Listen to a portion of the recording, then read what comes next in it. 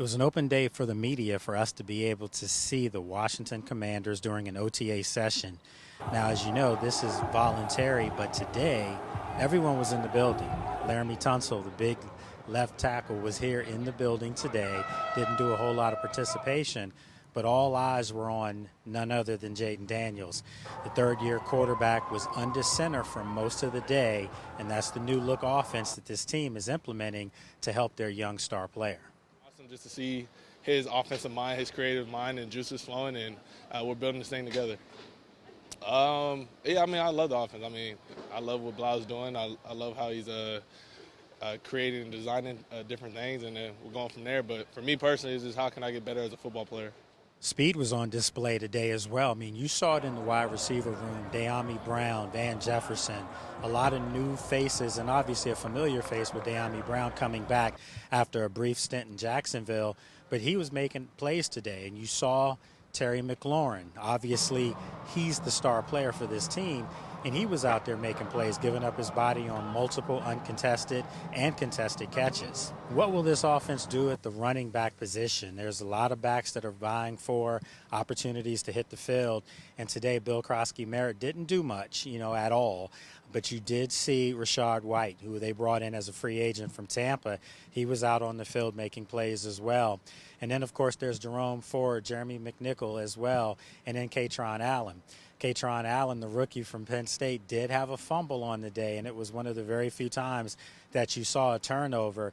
He's known to not fumble from his days at Penn State, so hopefully that's not going to be an issue for him here in Washington.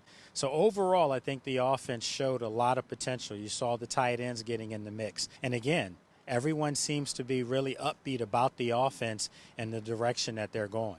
The style that we are presenting, I think it's very beneficial for us in the aspect of, especially in the run game, and then obviously play action and then drop back. But I think from a schematic standpoint of the Vikings, our defense that we're seeing, we saw what they did to us last year.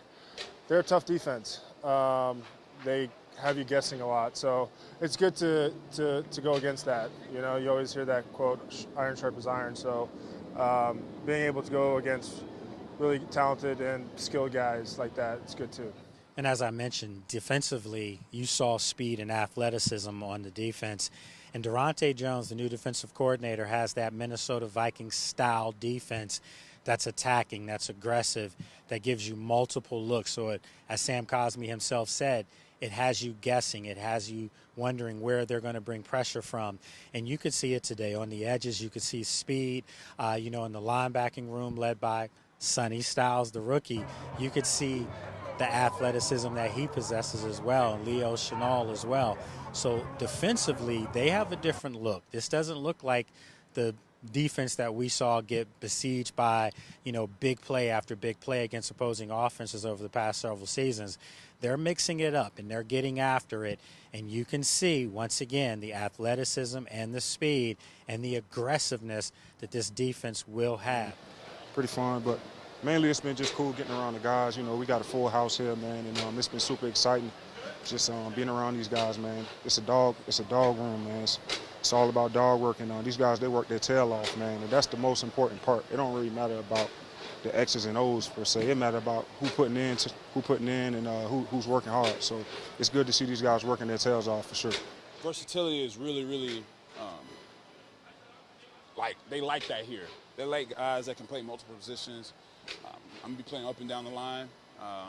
Sooner or later, y'all gonna see me standing up at outside linebacker. You know what I mean? So I'm excited. That's a big thing that I found was gonna help me, and just in my mind, my mindset is getting back to that high level of play that I was at in 23 and in 22, my last year in San Fran and the first year in KC. That high level of just impact in the pass game and in the run game from different spots. So I think this defense is really, really going to show that, and they show it from day one. It's not just kind of like coach talk.